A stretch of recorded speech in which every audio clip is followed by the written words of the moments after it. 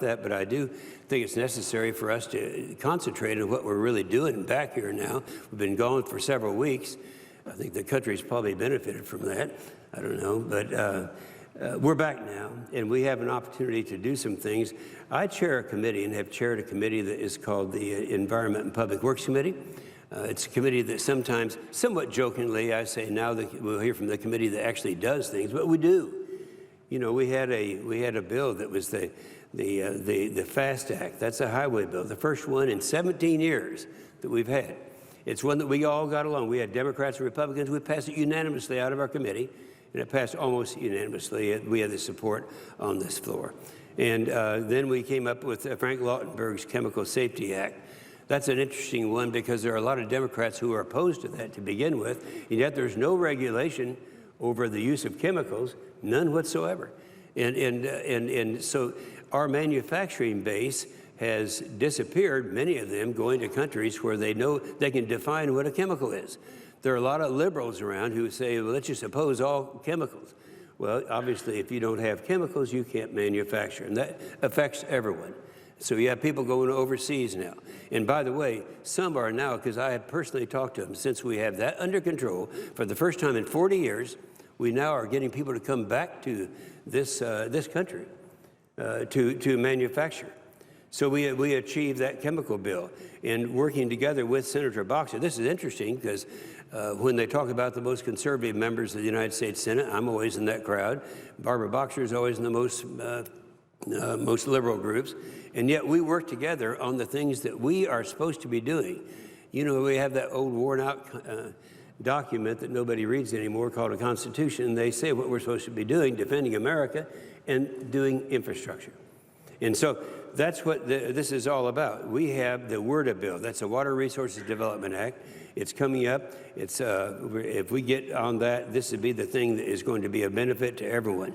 I worry about it because, you know, you get to something that is good for everyone. Zika is a good example. All of a sudden, opposition comes up, and you don't know what the source of that opposition is, but it's there. Now, real briefly, I'm going to cover these things because of the significance of the WRDA bill, the Water Resources Bill. We talk about 5 different areas. The core projects. We know about the Corps of Engineers. We know about their projects. There isn't one member of the United States Senate that doesn't have efforts and dogs in that fight. Dams and levees, certainly the occupier of the chair and I both know of some of these problems that exist in our state of Oklahoma. The EPA water infrastructure on both drinking water and wastewater, that's something that particularly in my state, it's a state that is primarily rural. We have a lot of small towns. They don't know how in the world they're going to come up with the massive amounts of millions of dollars to somehow do something to stop the mandates, the unfunded mandates that come from government, primarily the EPA. And when I was mayor of Tulsa, that was the biggest problem that we had unfunded mandates. We had needed things to be done, and we were not able to get them done. The restoration programs and the coal ash program. So start with the Corps of Engineers.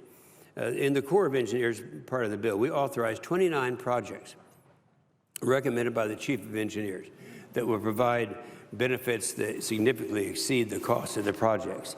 These include important harbor deepening projects for Charleston, South Carolina, Jacksonville, Florida, Brownsville, Texas, as well as significant food protection projects in Kansas, Missouri, California, North Carolina, Louisiana, and elsewhere. This chart number 1 shows, this happens to be the Port of Charleston. It gives you an idea of what we have. We also authorized the next phase of the Everglades Restoration Project. Certainly the 2 senators from Florida have this as a great concern. Here is I've been on this road going through the Everglades, and they have problems there. It's one of the real gems that we have in this country, and we do address that in a very cost-effective way. In addition to new projects, the bill modifies some of the existing projects that need additional congressional authority before they can continue. These include critical flood control projects in Missouri, Kansas, Kentucky, and Arizona, as well as critical navigation and safety projects in Texas. The bill also makes policy changes on the recommendations of senators, project sponsors, and the users of our water transportation infrastructure.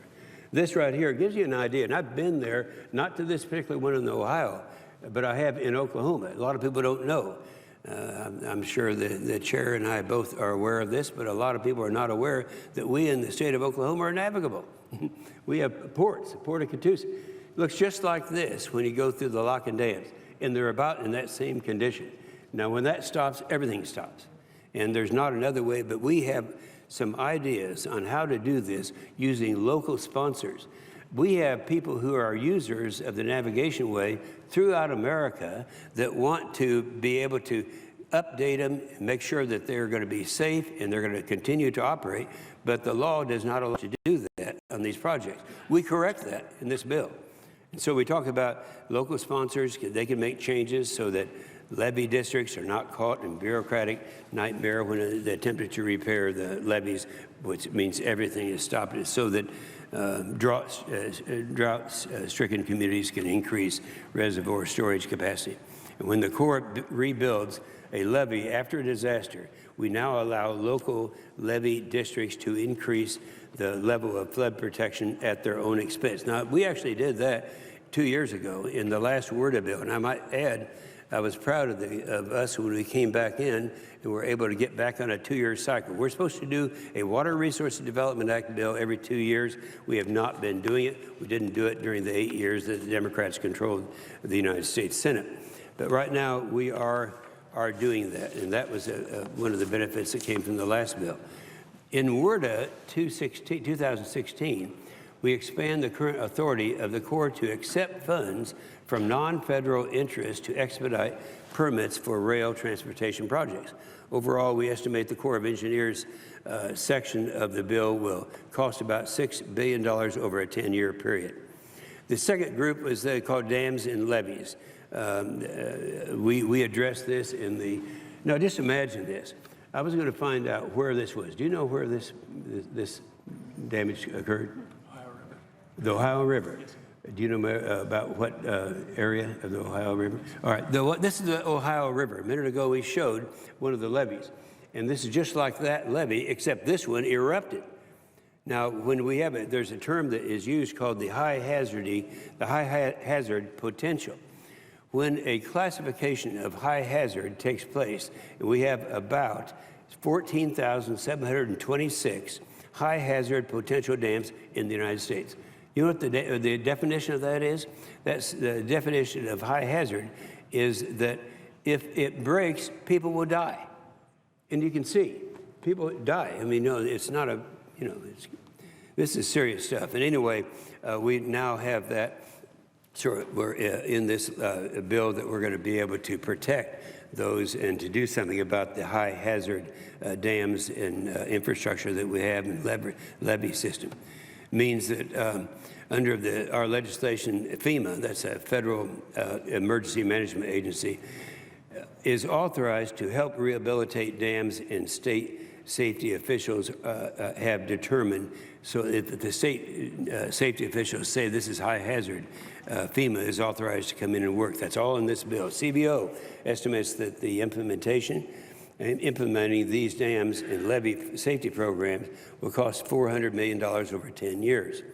Our substitute, we have added the Bureau of Indian Affairs Dam Safety Program for dams in Indian country at a cost of $129 million. This is based on the Senate Bill 2717 that Senator Barrasso, we heard from Senator Barrasso just a few minutes ago, and he was one step ahead of everybody else when he moved through the committee that I chaired, the Indian Affairs Committee, and we had unanimous support for this very issue, and that's allowing the this program to be expanded to Indian country. The third thing, the EPA drinking water and wastewater infrastructure. You know, I spent a lot of my time going around into the small communities. As I said, years ago, I had a hard job. I was mayor of a major city.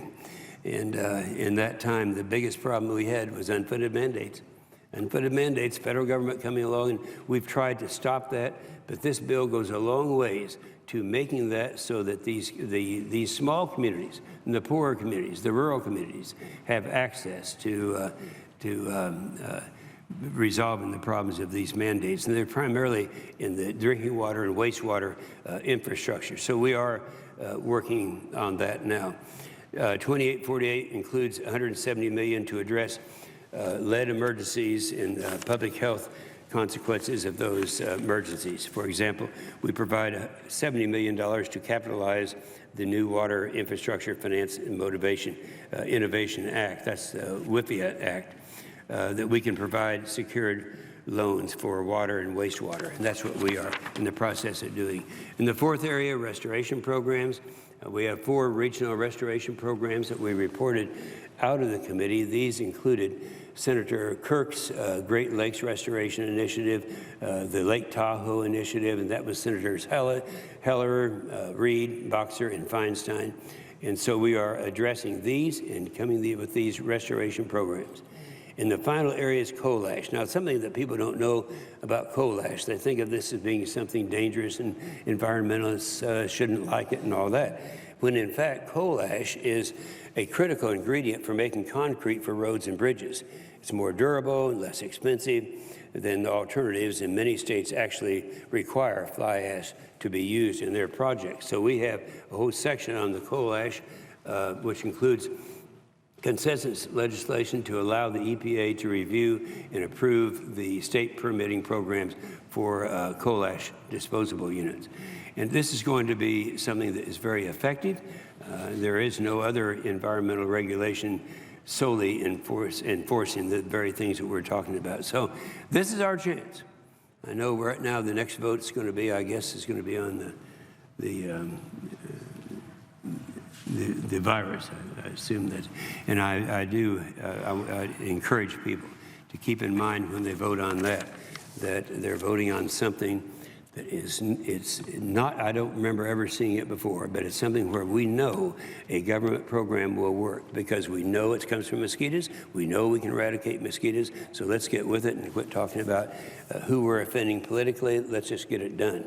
In the meantime, let's be lining up for a major bill that we need to be doing. Hopefully we can do it during this work period, and we should be able to do it, and that's the WRDA bill.